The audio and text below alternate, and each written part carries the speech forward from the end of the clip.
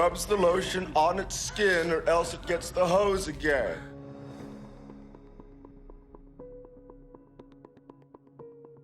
Number 10, Michael Myers, Halloween. Michael's so-called normal moments are becoming fewer and fewer, and I'm particularly worried about this.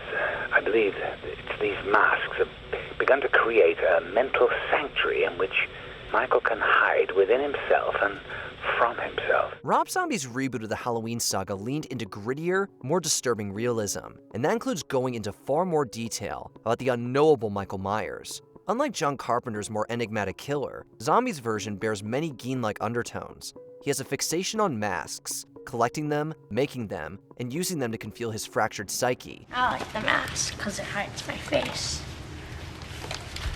I don't like you to hide your face. Take it off.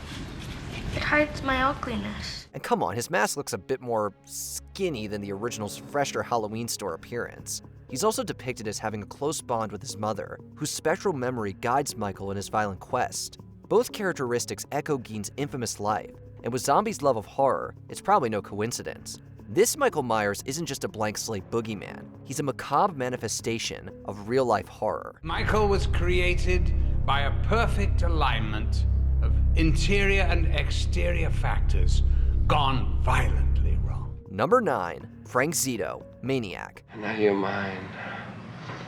All mine. Why did you need those other men? They didn't love you. I did. I loved you. I needed you. Considered an unofficial video nasty, Maniac has long attracted controversy for its themes and graphic violence. Much like Ed Gein, the movie's killer, Frank Zito, is driven by deep psychological trauma that is rooted in a warped relationship with his mother. Mommy has to punish you. Mommy, please don't lock me in the closet. Please, Mommy, I'll be good. Frank, Mommy has to punish you. Both men express their violence through an obsession with women and trophies. Zito scalps his victims to place their hair on mannequins, while Gein infamously exhumed corpses and crafted grotesque keepsakes from their remains. The fixation on recreating female figures as controllable objects echoes Gein's attempts to cope with his loneliness and grief following his mother's death in 1945. While Zito is a far more outwardly violent figure, the influence of Gein's macabre legacy is obvious. I told you not to go out tonight, didn't I? Every time you go out, this kind of thing happens. Number 8, Vincent Smith, Motel Hell. Funny looking critters, ain't they, Vincent? Yeah, maybe so. But you know as well as I do, it takes all kinds of critters to make Farmer Vincent fritters. On the surface, Farmer Vincent seems like a kindly small-town figure, but beneath that folksy charm is a cannibalistic entrepreneur.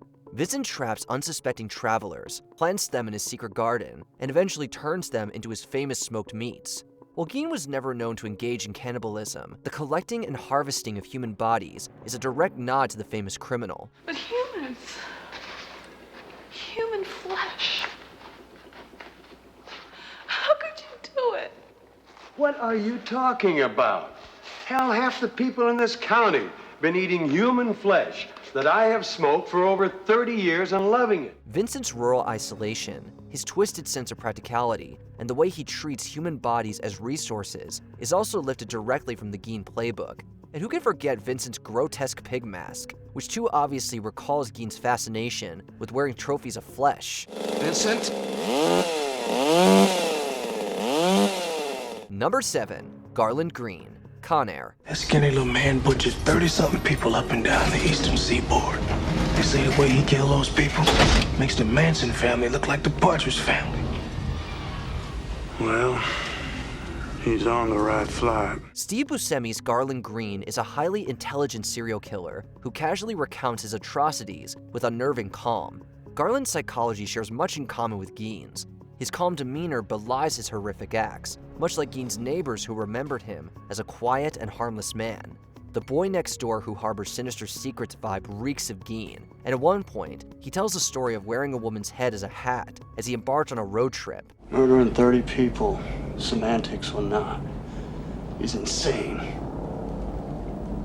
One girl, I drove through 3 states wearing her head as a hat. The connection there is obvious. Indeed, Gein is often credited as a major inspiration on the character, alongside other charming but deadly killers like Ted Bundy, John Wayne Gacy, and Ed Kemper. Are you sick?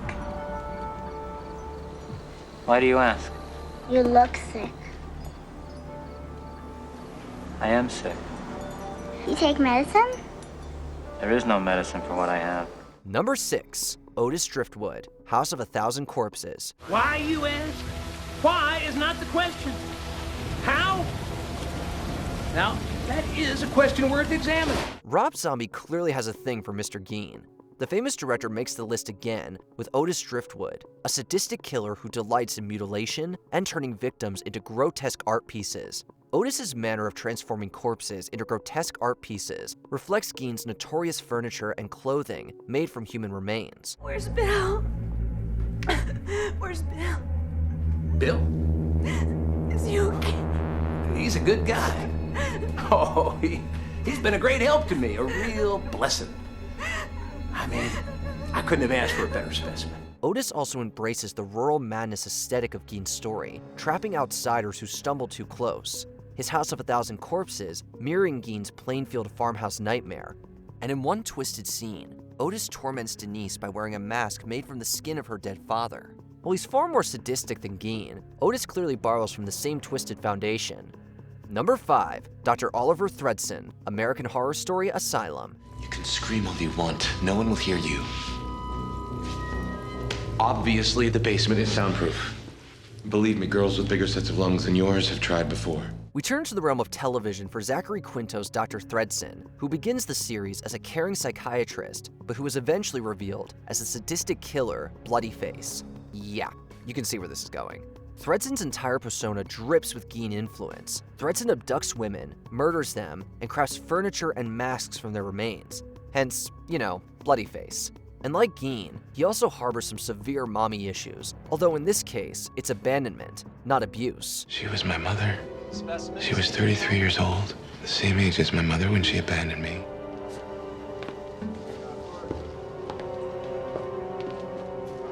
Same age as you, Lana. Thredson's combination of medical grotesquerie, manipulative charm, and macabre handiwork makes him a modernized version of Gein, with the Bloodyface mask serving as a chilling homage to the famous skin masks found in the Gein house. She's talking about the maniac, the killer of those women, isn't she? Bloodyface.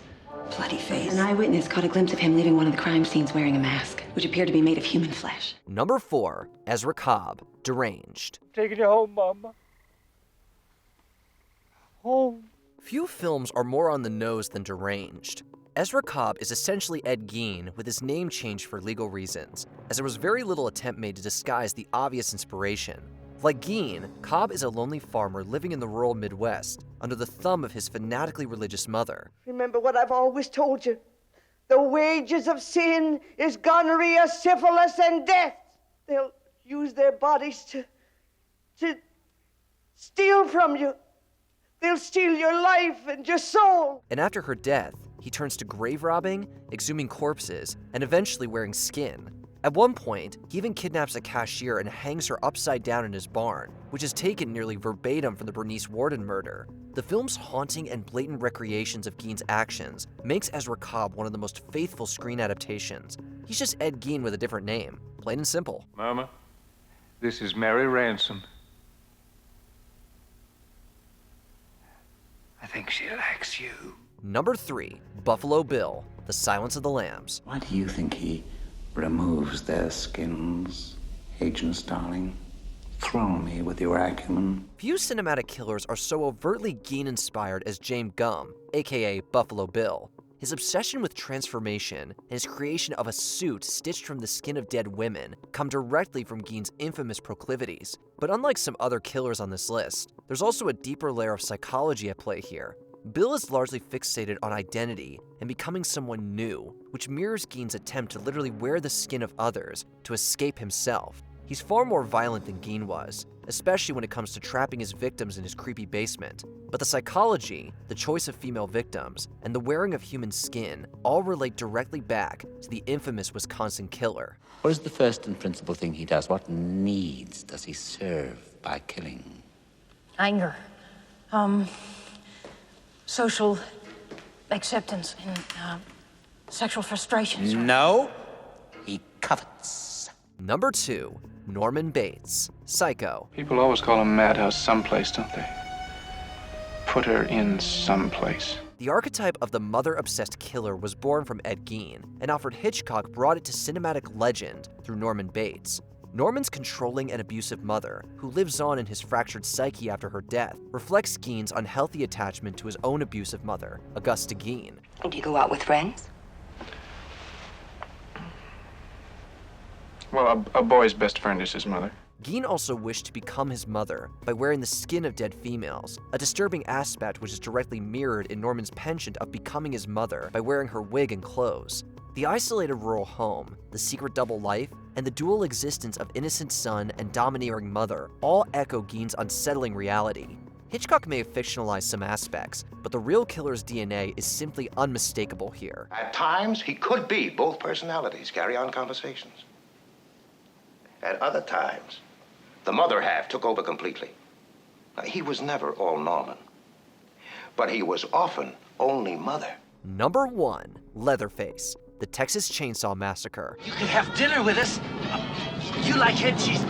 My brother makes it real good. You like it? Who else could be in the top spot? Leatherface is horror's most direct and lasting creation born from Ed Gein's heinous crimes. His mask of human skin, rural isolation, and reliance on manipulative family members draws heavily from Gein's horrific legacy. Where are the kids? Where are they? Show me!